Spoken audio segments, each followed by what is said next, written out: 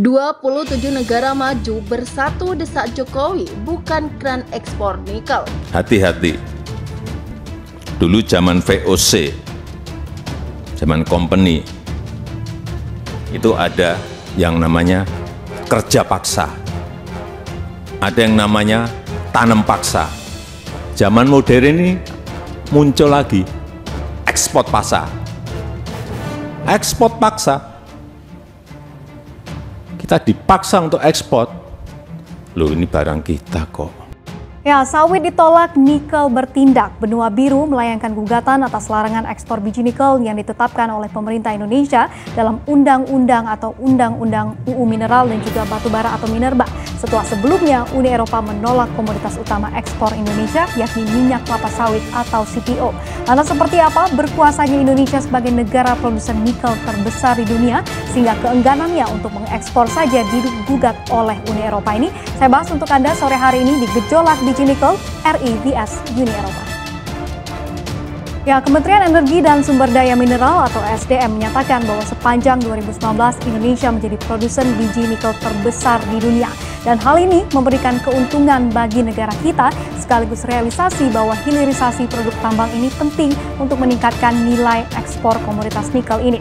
Dan hal inilah yang membuat Indonesia resmi menyetop ekspor biji nikel pada 1 Januari 2020 lalu, yaitu melalui Permen ESDM nomor 11 tahun 2019. Dan Uni Eropa menganggap di sini bahwa Undang-Undang Minerba yang ditetapkan oleh Indonesia ini menyulitkan Uni Eropa untuk kompetitif dalam industri besi dan juga baja mereka.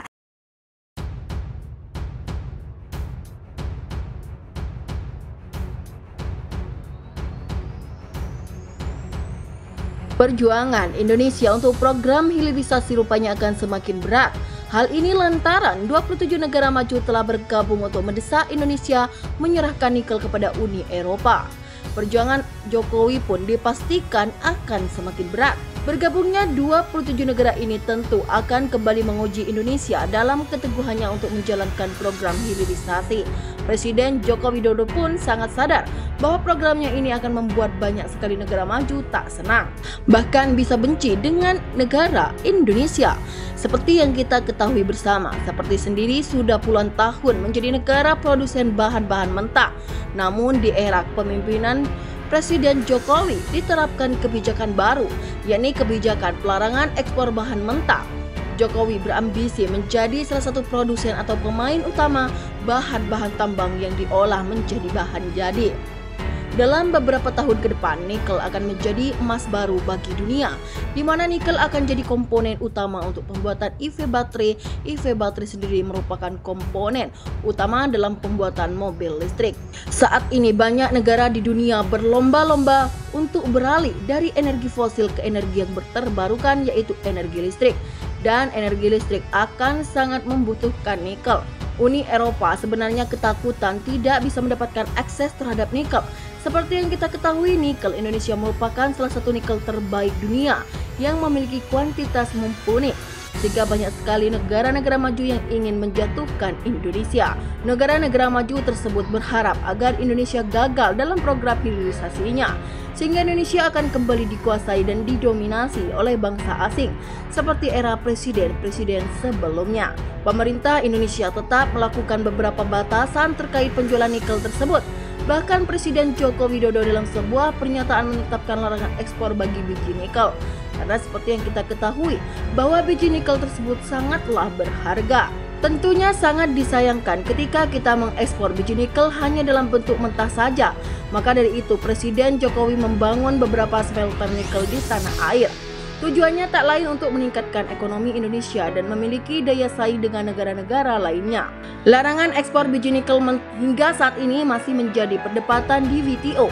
Untuk mewujudkan cita-cita membangun ekosistem industri di dalam negeri, tentunya diperlukan sikap yang konsisten dari pemerintah Indonesia sendiri. Saat ini pemerintah masih menghadapi beberapa tantangan mulai dari gugatan di WTO hingga intervensi oleh negara-negara maju. Hal itu seolah menekan Presiden Jokowi agar mencabut kembali larangan ekspor biji nikel mentah. Hingga tahun ini pemerintah belum mengeluarkan aturan terbaru terkait larangan ekspor tersebut. Mau digugat berapa kali pun kebijakan tidak akan berubah. Presiden Joko Widodo tetap menegaskan sikap untuk tetap melanjutkan hilirisasi di dalam negeri dan tentunya tidak akan merubah arah kebijakan ekspor biji nikel. Kita juga tahu bahwa era kepemimpinan Presiden Joko Widodo sudah tidak lama lagi.